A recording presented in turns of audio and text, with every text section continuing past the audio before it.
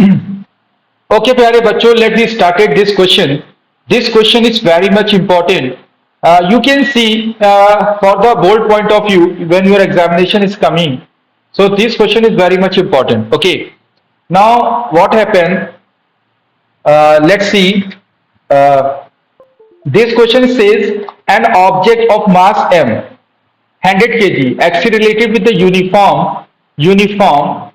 uniformly from an velocity 5 meter per second, and it can attain 8 meter per second in a 6 seconds. Calculate the initial and the final momentum of the object.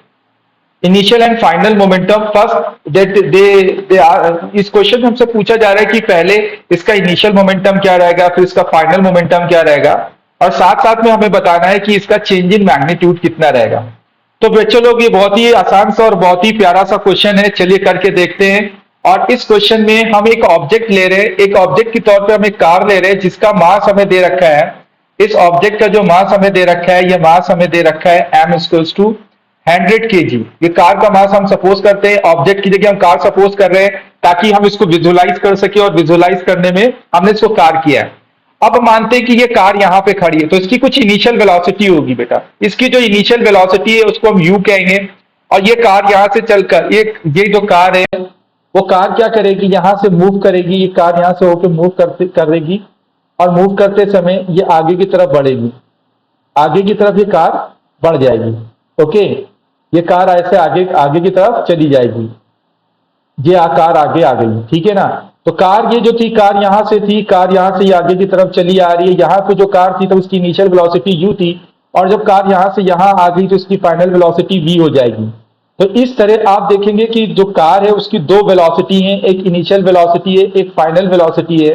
तो जो हम इसकी initial velocity consider कर रहे हैं वो हम consider कर रहे हैं 5 मीटर पर सेकेंड, और जो इसकी फाइनल वेलोसिटी है वो 8 मीटर पर सेकेंड दे रखी है। तो आप देखेंगे जब कार यहां पर थी तो इसकी वेलोसिटी थी 5 मीटर पर सेकेंड, और जब कार यहां पर पहुंची तो इसकी फाइनल वेलोसिटी हो गई होगी 8 मीटर पर सेकेंड। इसका मतलब है इस वेलोसिटी 5 मीटर की वेलोसिटी से 8 मीटर की वेलोसिटी को अटेन करने में जो टाइम लगा होगा वो सम टाइम t लगा होगा। और वो जो टाइम लगा है यहां से इस ऑब्जेक्ट को यहां से चलकर यहां जाने में जो टाइम लगा हुआ है वो टाइम लगा हुआ है आपका, इस जगह से इस जगह तक चलने का जो टाइम लगा हुआ है वो लगा हुआ है आपका t इक्वल्स टू 6 सेकेंड लगा हुआ है बेटा यहाँ पे t इक्वल्स टू 6 सेकेंड लगा हुआ है। यानी कहने का मतलब ये है कि किसी कार को u इक्वल्स टू 5 मीटर पर सेकेंड से 8 मीटर पर सेकेंड की वेलोसिटी अटेन करने में जो टाइम लग रहा है वो कितना लग रहा है, 5 से 8 लग रहा है। सॉरी, वेलोसिटी 5 से अटेन 8 करने में जो टाइम लग रहा है वो 6 लग रहा है। अब आप मास तो कार का कांस्टेंट रहेगा, मास में तो कोई चेंजेस नहीं आएगा, तो मास अभी भी कार का कितना है, 100 kg है। तो आप देखेंगे कि जो इसका इनिशियल मोमेंटम होगा, इनिशियल मोमेंटम का फॉर्मूला क्या होता है, मास इंटू इनिशियल वेलोसिटी, और फाइनल मोमेंटम का फॉर्मूला क्या होता है, मास इंटू फाइनल वेलोसिटी। तो इस तरह से हम क्या कर सकते हैं, इसका मोमेंटम कैलकुलेट कर सकते हैं। और इनिशियल मोमेंटम कैलकुलेट करने के लिए बच्चे लोग हम क्या करेंगे, यहाँ पर फॉर्मूला अप्लाई करेंगे, यहाँ पर लिखेंगे मास की जगह 100, और आप देखेंगे कि वेलोसिटी की जगह इनिशियल वेलोसिटी इसकी 5 है, तो जो हमारा मोमेंटम आएगा वो मोमेंटम आएगा 500 kg मीटर पर सेकेंड आएगा। और आप देख रहे हैं फाइनल मोमेंटम इसका क्या आएगा, इसका फाइनल मोमेंटम बच्चा लोग आएगा वो आएगा 100 kg, और इसकी फाइनल वेलोसिटी कितनी है, 8। तो इसका जो फाइनल मोमेंटम आएगा वो आएगा 800 आएगा बेटा, 800 kg मीटर पर सेकेंड आएगा। तो आप देख सकते हैं कि बच्चे लोग हम लोग ने कैसे यहाँ पर इनिशियल मोमेंटम और फाइनल मोमेंटम कैलकुलेट कर लिया है। जो कि हमारा ऑब्जेक्ट था उसका मास 800 kg दे रखा था, इनिशियल वेलोसिटी 5 मीटर दे रखी थी। 6 सेकंड के बाद वो कार अपनी स्पीडिंग करती है, थोड़ा सा तेज चलती है, और जब तेज चली होगी तो उसको जो टाइम लगा वो 6 सेकंड लगा, और वेलोसिटी 5 से 8 मीटर चेंज की। इसमें एक एक्सटर्नल फोर्स भी एक्ट कर रहा होगा, यानी कार को स्पीडिंग कराने के लिए हमको एक एक्सेलरेशन की जरूरत होगी, और जो हमारा एक्सेलरेशन है वो इस डायरेक्शन में लग रहा होगा, वो इस डायरेक्शन में हमारे पास एक्सेलरेशन ये लग रहा होगा, ये हमारे पास एक्सेलरेशन इस डायरेक्शन में लग रहा होगा।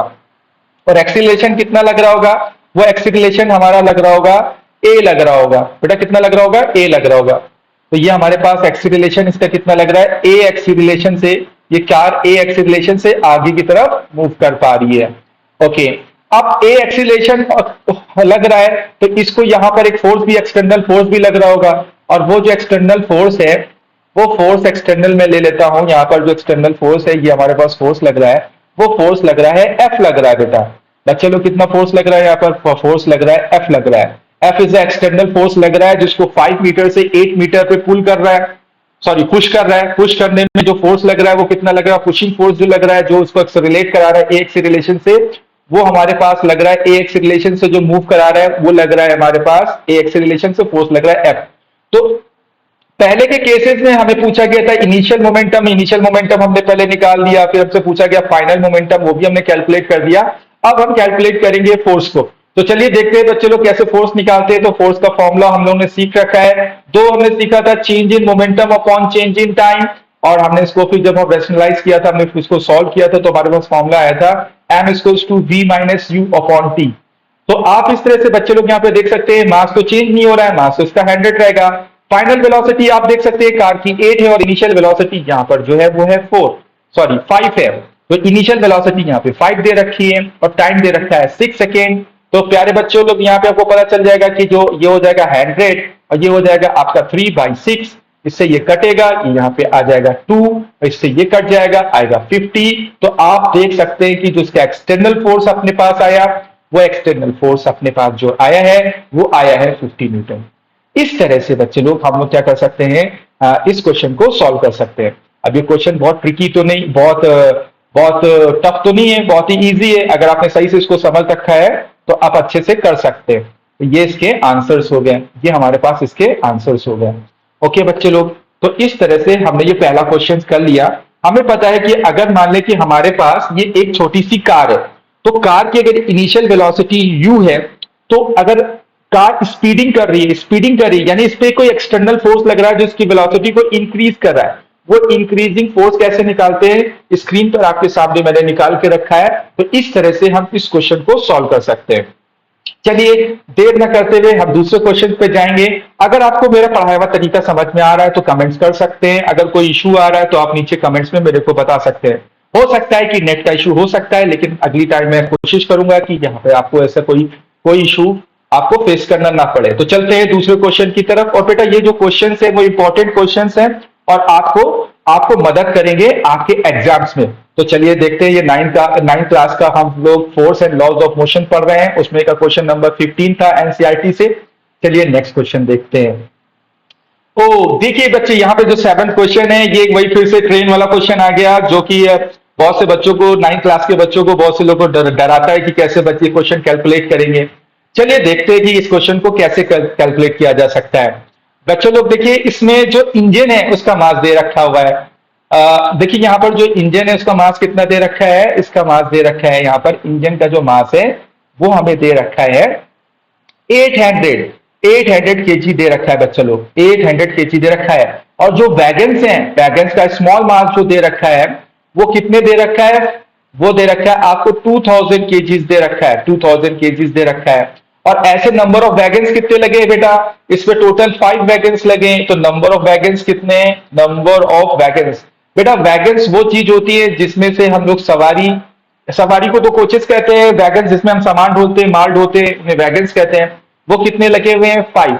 तो बताइए अगर बच्चे लोग इस एक वैगन का मास 200 केजी है, तो 5 वैगन्स का मास कितना होगा। तो 5 वैगन्स का मास जो होगा वो wagons mass of the 5 wagons वो कितना होगा, 5 into 2000 kilogram, so we get 10,000 kilogram, 10,000 kilogram mass इसका होगा। तो total mass of the train कितना हो गया, the total mass of the train जो हमारे पास आएगा बच्चों लोग वो आएगा 18,000 किलोग्राम, 18,000 किलोग्राम आएगा। ये हमारे पास टोटल ट्रेन का वजन हो गया। इसमें से जो ट्रेन का जो मास है वो 8,000 है, एक वैगन का मास 2,000 है, 5 वैगन्स लगे हैं तो टोटल मास हो जाएगा 10,000 का, और टोटल ट्रेन का मास हो जाएगा 18,000। ओके, आपको समझाने के लिए मैं इस ट्रेन को एक ऑब्जेक्ट, एक मास में कैलकुलेट चेंज कर देता हूं ताकि आपको समझ में भी आएगा।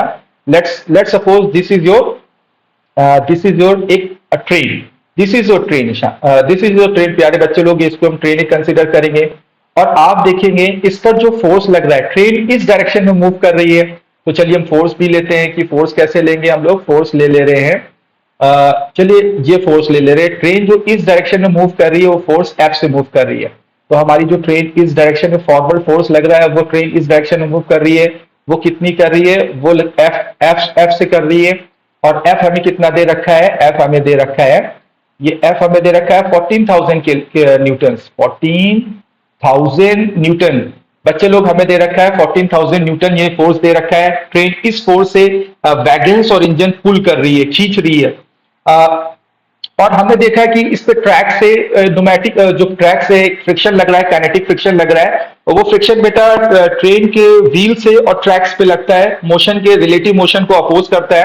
तो आप देखेंगे ये जो फोर्स है ये ट्रेन के अपोजिट साइड में लगेगा। बच्चा लोगों को ये कैसे लगेगा, ट्रेन के अपोजिट साइड में फोर्स लगेगा, और ये जो फोर्स है वो इस डायरेक्शन में लगेगा, मोशन के अपोजिट लगता है, टेंजेंशियली लगता है, और मोशन से कैसे लगता है, अपोजिट डायरेक्शन में लगेगा। तो आप देख सकते हैं यहाँ पर जो फोर्स है ये दे रखा है फ्रिक्शनल फोर्स, इसे हम कहते हैं काइनेटिक फ्रिक्शनल फोर्स, और ये हमें दे रखा है 5,000 न्यूटन। और आप देखेंगे कि जो ट्रेन का नेट मास है बेटा बच्चा लोगों, वो है 18,000 किलोग्राम, 18,000 किलोग्राम। यहाँ पे ट्रेन का जो मास दे रखा है वो कितना दे रखा है, 18,000 किलोग्राम दे रखा है। और आप हमें बताएं कि ट्रेन का एक्सीलरेशन किधर होगा। आप हमें बता सकते हैं कि ट्रेन का एक्सीलरेशन किधर होगा। तो मैं आपको बता दूं कि ट्रेन का एक्सीलरेशन एक्सटर्नल फोर्स की डायरेक्शन में होता है, और एक्सटर्नल फोर्स किधर है, 14,000। तो हमारा जो ट्रेन का एक्सीलरेशन होगा वो इस डायरेक्शन में होगा, और कितना होगा वो मैं आपको बता दूं, वो आपका होगा एक्सीलरेशन। अभी हम निकालेंगे। Acceleration is a vector quantity, इसको हम वेक्टर कर देते हैं। फॉरवर्ड मोशन की तरफ लगेगा एक्सीलरेशन, क्योंकि जिस तरफ ट्रेन मूव कर रही होगी उधर की तरफ एक्सीलरेशन लगेगा। तो अब हम इस क्वेश्चन में हमसे दो चीजें पूछी गई हैं कि नेट एक्सीलरेटिंग फोर्स कितना होगा, नेट एक्सीलरेटिंग फोर्स कितना होगा। तो आप देखेंगे क्योंकि फोर्स एक वेक्टर क्वांटिटी है, तो इस डायरेक्शन में जो ट्रेन का फोर्स, जिस तरफ ट्रेन मोशन कर रही है, उस तरह के फोर्स को हम प्लस के साइन के साथ कंसीडर करेंगे, और उसके अपोज करने वाले फोर्स को माइनस साइन के साथ हम यहाँ पर इंडिकेट करेंगे। तो जब हम इसका पहले केस में ए को हम सॉल्व करेंगे तो हमें निकालना है नेट फोर्स, और जो नेट फोर्स होता है तो एक्सटर्नल फोर्स कितना है, एक्सटर्नल फोर्स जो कि हमारा प्लस होगा, एक्सटर्नल फोर्स हमारा प्लस होगा, और फ्रिक्शनल फोर्स हमारा माइनस होगा, क्योंकि ये एक अपोजिंग फोर्स है। तो आप एक्सटर्नल फोर्स को लिख सकते हैं 40,000 प्लस का 40,000 लिख सकते हैं आप। मैं सही से लिख देता हूं ताकि आपको कोई दिक्कत ना हो। ये आपका 14,000 लिख सकता हूं, ये एक्सटर्नल फोर्स है, और माइनस कर सकते हैं फ्रिक्शनल फोर्स को जो कि अपोजिट डायरेक्शन में लग रहा है। तो आप देखेंगे बच्चे लोग कि यहाँ पे जो नेट फोर्स है वो 35,000 न्यूटन, यानी कि 35,000 न्यूटन या कि 35,000 न्यूटन के बराबर लग रहा है। चलिए देखते हैं, नेक्स्ट पार्ट करते हैं इसका। पहले मैं इसको बॉक्स में बंद कर देता हूं क्योंकि आंसर कहीं भाग ना जाए। ठीक है, आई एम जस्ट किडिंग। अब देखिए इसका बी पार्ट जो है वो बी पार्ट कैसे सॉल्व करेंगे। इस बी पार्ट को सॉल्व करने के लिए आपको एक्सीलरेशन ऑफ द ट्रेन निकालना है बेटा, और बेटा ट्रेन का एक्सीलरेशन नेट फोर्स से डिराइव होता है। एक्सीलरेशन अब मान लेते हैं कि फॉरवर्ड लग रहा है 40,000, बैकवर्ड लग रहा है 5,000, तो हमें नेट फोर्स निकालना पड़ेगा। वो नेट फोर्स ट्रेन को ड्रिवन यानी कि ड्राइव करने के काम में आएगा, और उससे जनरेट होगा एक्सीलरेशन। एक्सीलरेशन किससे जनरेट होता है, एक्सीलरेशन एक्सटर्नल फोर्स से या नेट फोर्स से जनरेट होता है। तो डायरेक्शन कैसी होगी, नेट फोर्स की तरफ डायरेक्शन होगी। जनरेटिंग क्या होगा, इसका जो जनरेशन होगा, जो एक्सीलरेशन जनरेट किससे होगा, नेट फोर्स से होगा। चलिए देखते हैं, फॉर्मूला हो जाएगा यहाँ पर F net equals to total mass of the train.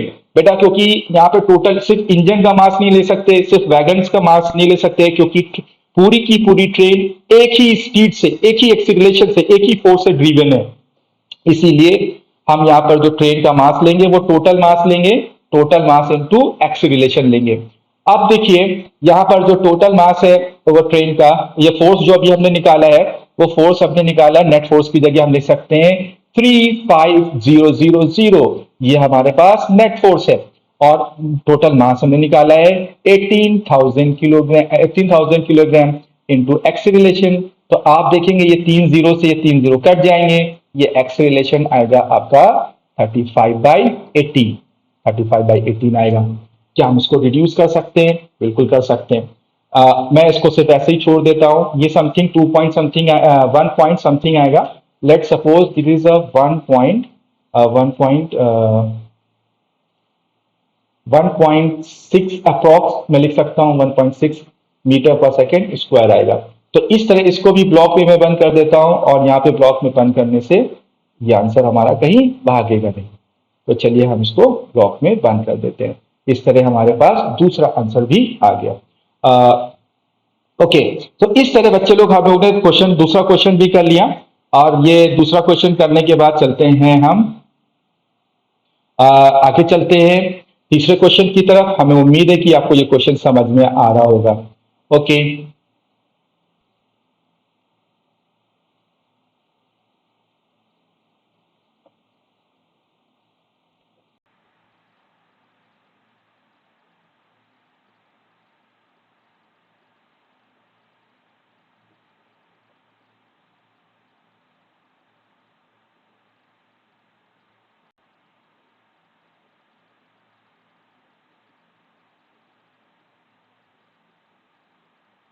हो सकता है कि नेट का कोई इश्यू हो, लेकिन मैं इस वीडियो को डाल दूंगा, फॉरवर्ड कर दूंगा आप लोगों को, लिंक के साथ फॉरवर्ड कर दूंगा। अभी हम लोग क्या करते हैं, अभी हम चलते हैं दूसरे क्वेश्चंस की तरफ।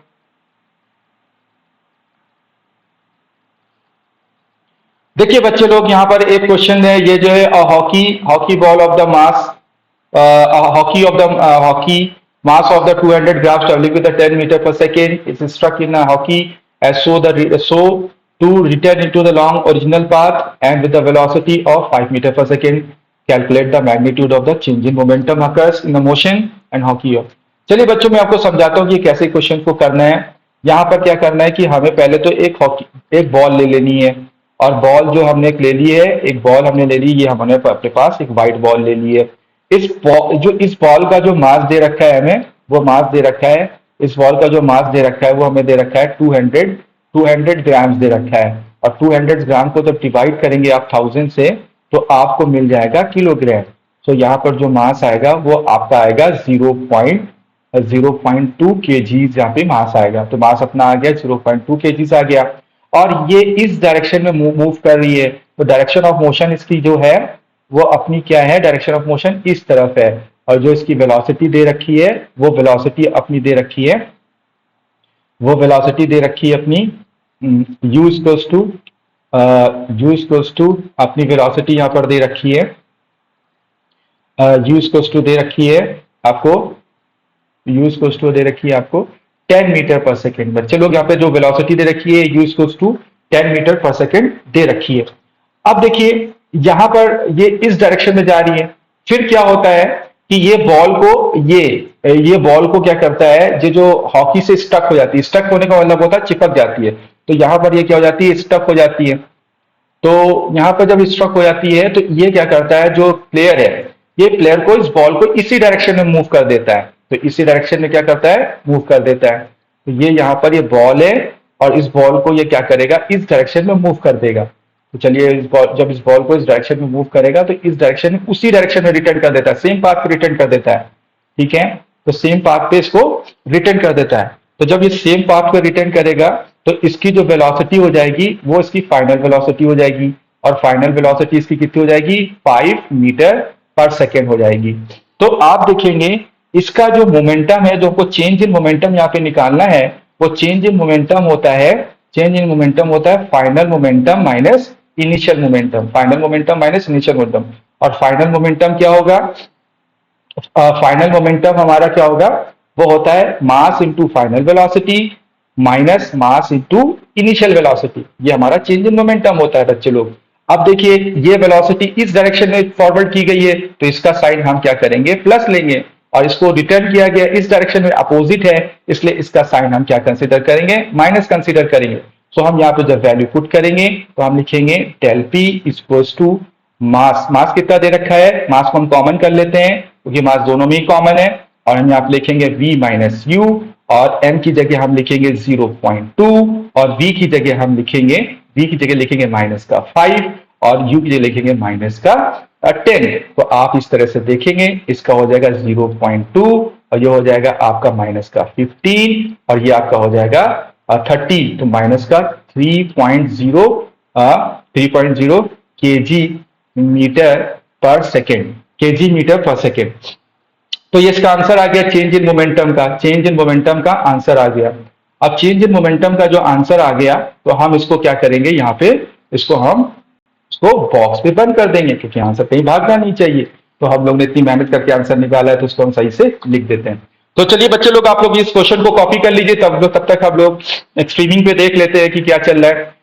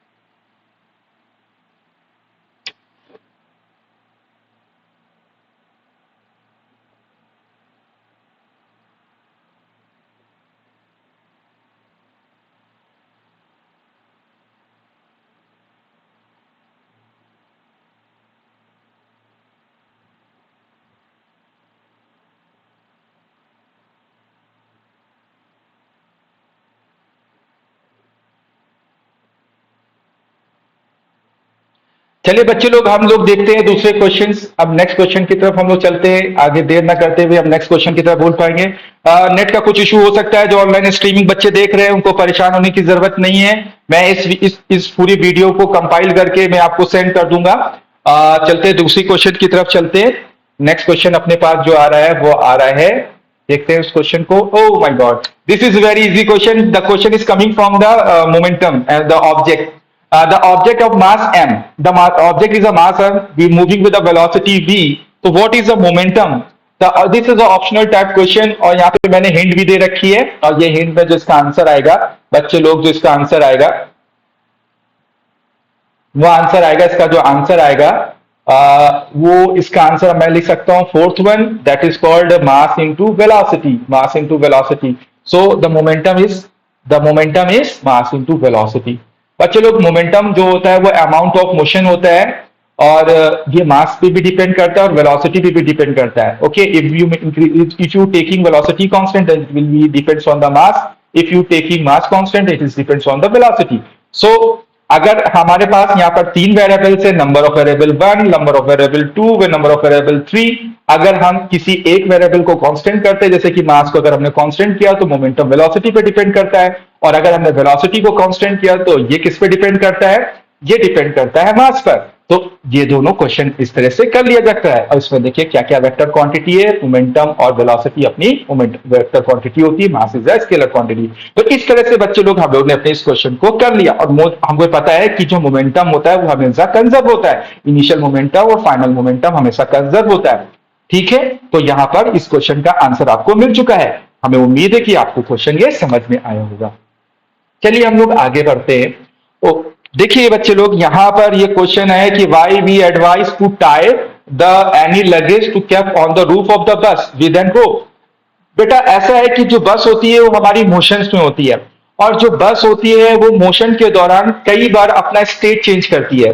कभी वो इनर्शिया ऑफ रेस्ट में होती है, जब मान लीजिए पैसेंजर कोई रुक रहा है किसी स्टॉप पर, तो वो अपना इनर्शिया चेंज करेगी, यानी कि मोशन से वो किस इनर्शिया में आएगी, रेस्ट के इनर्शिया में आएगी।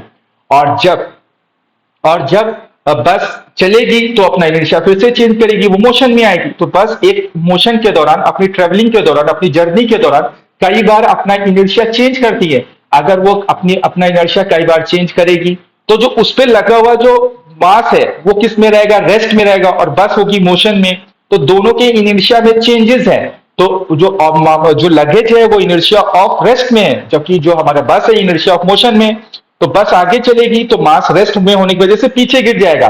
और मान लीजिए कि बस चल रही है तो बस के साथ लगेज भी चल रहा है, और बस सडन स्टॉप करती है तो बस तो आ जाएगी इनर्शिया ऑफ रेस्ट में, लेकिन मास तो रहेगा इनर्शिया ऑफ मोशन में, तो वो आगे की तरफ चला जाएगा। बिल्कुल उसी तरह जैसे कि मान लीजिए कि मैं कार में बैठा हूं और कार जल्दी से एक्सीलरेट करती है, यानी कार अपने एक्सीलरेशन को करती है, और तो हमारी बॉडी पीछे जाती है क्योंकि हमारी बॉडी स्टेट ऑफ रेस्ट में होती है, कार मोशन में होती है तो पीछे चली जाती है। लेकिन अगर मान लीजिए कि कार में हम बैठे हैं, कार भी चल रही है, उसी एक्सेलरेशन से हम भी चल रहे हैं, और कार सडन ब्रेकिंग करती है तो कार तो रुक जाएगी लेकिन हम आगे चले जाते हैं। ऐसा इसलिए क्योंकि कार तो इनर्शिया ऑफ रेस्ट में आ गई, लेकिन हम तो इनर्शिया ऑफ मोशन में थे, तो हम दोनों का इनर्शिया सेम नहीं होने की वजह से कई बार एक्सीडेंट होने के चांसेस होते हैं। तो इसी तरह अगर हमारा बस और लगेज का इनर्शिया सेम नहीं होगा तो लगेज या तो आगे गिरेगा या तो पीछे गिरेगा। तो इस चीज को अवॉइड करने के लिए, इस इंसिडेंस को अवॉइड करने के लिए हम क्या करते हैं, बस को और लगेज को रोप से टाइट कर देते हैं। टाइट करने से ये होता है कि बस और ऑब्जेक्ट का जो लगेज है उसका इनर्शिया कैसा रहेगा, सेम रहेगा। तो सेम रहने की वजह से वो दोनों का इनर्शिया सेम में रहेगा। तो जहां जहां जाएगी बस वहां वहां जाएगा लगेज, या जहां जहां जाएगा लगेज वहां वहां जाएगी बस, क्योंकि दोनों का इनर्शिया यहां पर है सेम। तो इस आंसर को कैसे लिखना है वो अब मैं आपको बता देता हूं कि कैसे लिखना है इस आंसर को। तो इस आंसर को कैसे लिखा जा सकता है वो मैं आपको बता सकता हूं। ओके, तो वेट मैं आपको बता रहा हूं।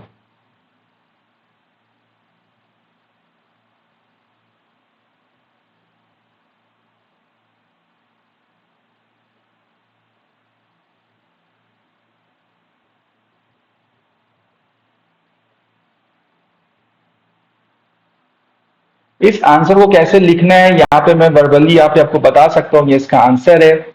और इसमें लिखा है when bus starts suddenly the lower part of the luggage is kept on the roof is being constant with the bus being to move forward with the speed of the bus, but upper part of the is remaining rest. So due to the inertia of rest, therefore the upper part of the left behind of hence the luggage fall back, and so that advice to luggage tie with the taking the inertia of rest. तो इस तरह से बेटा में इसका answer लिखा जा सकता है। तो आप ये भी लिख सकते हैं कि there is a change in the state of the bus and luggage, so we avoiding we have time the luggage. Okay, तो बेटा यहाँ पे एक क्वेश्चन हो चुका है, इसका आंसर आप यहाँ पे लिख लीजिएगा। एक थ्योरेटिकल आंसर है, यहाँ पे मैंने आंसर कर दिया है। नेक्स्ट क्वेश्चन की तरफ चलते हैं। अब इसमें कह रहा है कि object experience net external force and balance force is zero. Let's suppose बेटा ये क्वेश्चन का जो इस क्वेश्चन में कह रहा है कि क्या एक बस पर जो नेट एक्सटर्नल फोर्स हो वो जीरो हो, और इसके बाद भी क्या बस मोशन में रह सकती है। पहली चीज, ये चीज पॉसिबल है। ये चीज कब पॉसिबल है, जब ये बस जो कि हमारे पास ये बस है ये ऑलरेडी मोशन में होनी चाहिए। किसमें होनी चाहिए, ये ऑलरेडी मोशन में होनी चाहिए। अगर ये बस हमारी मोशन में है तो ये कैसे इस कंडीशन को फॉलो कर सकती है। मान लेते हैं कि ये जो बस है वो हमारी कांस्टेंट स्पीड से चल रही है। बेटा कैसे चल रही है, दिस बस is moving with the constant speed. तो ये बस कैसे चल रही है, ये बस चल रही है कांस्टेंट स्पीड से चल रही है, कांस्टेंट स्पीड से ये चल रही है, कांस्टेंट वेलोसिटी से चल रही है, कांस्टेंट वेलोसिटी से चल रही है। अब मैं लिख देता हूं इस बस चल रही है कांस्टेंट वेलोसिटी से। This bus is moving with a constant velocity. If this bus is moving with a constant velocity, it means its initial velocity and final velocity must be equal. If the initial and final velocities must be equal, then their acceleration is 0 meter per second square. तो इसका जो acceleration होगा वो कैसा होगा, 0 meter per second square होगा, और ये बस ऑलरेडी मोशन में रहेगी। The bus is already in constant uniform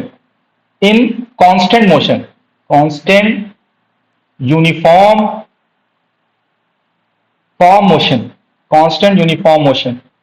This is bus is constant uniform motion. It means ये बस पहले से ही चल रही है, और जो इस पे लगने वाला फोर्स है वो दो तरह का फोर्स हो सकता है। एक तो फॉरवर्ड फोर्स है, इस डायरेक्शन में लगने वाला फोर्स, और जो इस अपोजिट डायरेक्शन में लगने वाला फोर्स है ये दोनों कैसे होंगे, बैलेंस होंगे, यहाँ पर बैलेंस होंगे, ये दोनों फोर्सेस कैसे होंगे, आपस में बैलेंस होंगे।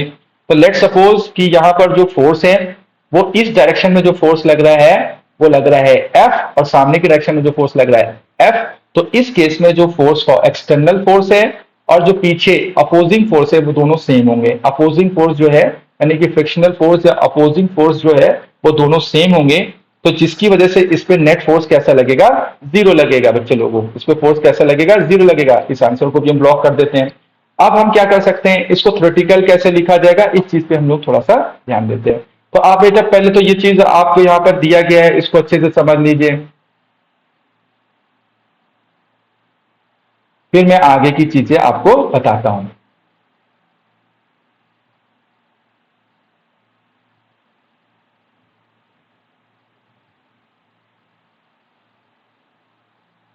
ये देखिए मैंने इसका आंसर थ्योरेटिकली आंसर इसका यहाँ पर इम्प्लांट कर दिया है। तो आप देख सकते हैं इसका आंसर क्या होगा। इसका आंसर आपको यहाँ पर शो किया जा रहा है। ये देखिए इसका आंसर क्या है, यस। तो इसका आंसर में आप लिख सकते हैं कि जो बस है वो तो मोशन में रहेगी, द बस। तो इसका आंसर मैंने यहां पर लिख देता हूं, यस बस, yes object is moved with constant velocity, constant velocity with, मैं थोड़ा सा इसको नीचे कर देता हूं, with with zero acceleration, with zero acceleration. In this way this answer will be completed. तो प्यारे बच्चे लोग, आज हमने जितने भी क्वेश्चंस थे वो कर डाले। 6 से 7 क्वेश्चंस हम लोग ने किए, 6 क्वेश्चंस किए, और ये 6 क्वेश्चंस वेरी इंपॉर्टेंट क्वेश्चंस थे। अगर आपको फिर भी आपको समझ में नहीं आए तो मेरे को कमेंट कर सकते हैं, मैं आपको ये सारे वीडियो का लिंक और इन क्वेश्चंस को फिर से समझा दूंगा। तब तक के लिए thank you very much joining. और जिन बच्चे ऑनलाइन स्ट्रीमिंग में नहीं जुड़ पाए, नेट की इशू रही है, तो कोई इशू की बात नहीं है, मैं इस वीडियो को अपलोड कर दूंगा। Thank you, bye. और आप समीर गुप्ता के साथ जुड़े रह सकते हैं, आगे के क्वेश्चंस कर सकते हैं। बेटा टीचर्स पे फेथ करिए, चैनल को सब्सक्राइब करिए, कमेंट्स करिए और लाइक करिए, ताकि बेटा हम इस तरह के क्वेश्चंस और वीडियोस आपके लिए लेकर के आए। बेटा कभी कभी ऐसी होती है कुछ चीजें, जब स्टार्ट करते हैं तो स्टार्ट करने में बहुत सारी परेशानियां आती हैं, नेट की परेशानी आती है, कभी पावर की परेशानी आती है, इस तरह की कई तरह की परेशानी आ सकती है। मगर बेटा लोग आपको परेशान होने की जरूरत नहीं है। जैसे जैसे हम लोग के पास रिसोर्सेज बड़े होंगे, वसाइल बड़े होंगे, वैसे वैसे हम लोग आपसे जुड़ते रहेंगे। तो बेटा यहाँ पर हम लोग का मतलब ये नहीं है कि आपको डिस्टर्ब करना, आपका टाइम वेस्ट करना। हम लोग का मकसद है कि आप इससे ज्वाइन हो सकते हैं। थैंक यू वेरी मच आज के लिए। बहुत प्यारे बच्चे थे, आप सबके लिए सपोर्ट के लिए बहुत बहुत धन्यवाद।